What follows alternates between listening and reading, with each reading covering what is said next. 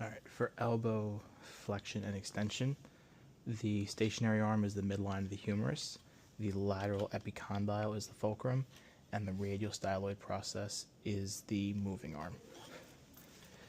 So we're going to start lining up the goni here, and we're going to test first if he has any hyperextension, which does have just a little bit. We have 9 degrees of extension, so we'll come here to 0, and we're going to do the flexion next, all the way up here, and we have 149 degrees of elbow flexion. So his range is 8 to 0 to 149. Normal is 5 to 0 to 150. All right, for elbow supination, the stationary arm is going to be the midline of the humerus. The fulcrum is going to be the ulnar styloid process, and the moving arm is going to be the wrist, just proximal to the styloid processes. So we're going to line up the goni here. It's going to be with the midline of the humerus, the styloid process. Starting in neutral, we're going to find 0. And then we're going to go all the way out to the side here. We have roughly 85 degrees. Normal is 0 to 90. For pronation, the landmark is going to be the same, the midline of the humerus, ulnar styloid process, and parallel to the wrist. So if you line up the landmarks here, go into full pronation.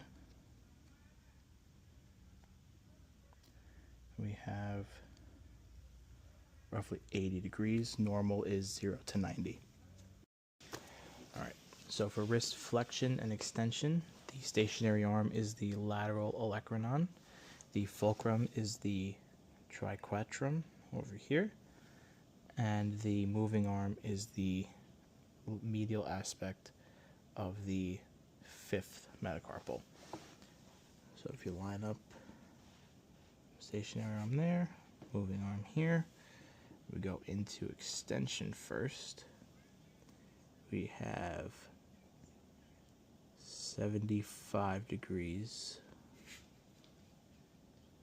of extension. Normal is 0 to 80/85. And then for flexion, it's the same landmarks. So we're going to go into flexion, make sure the table isn't in the way. And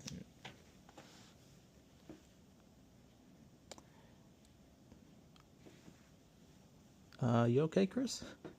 Yeah. So we have about 100 degrees of flexion. Normal is 0 to 70/80. All right. For radial and ulnar deviation, the stationary arm is the midline of the forearm.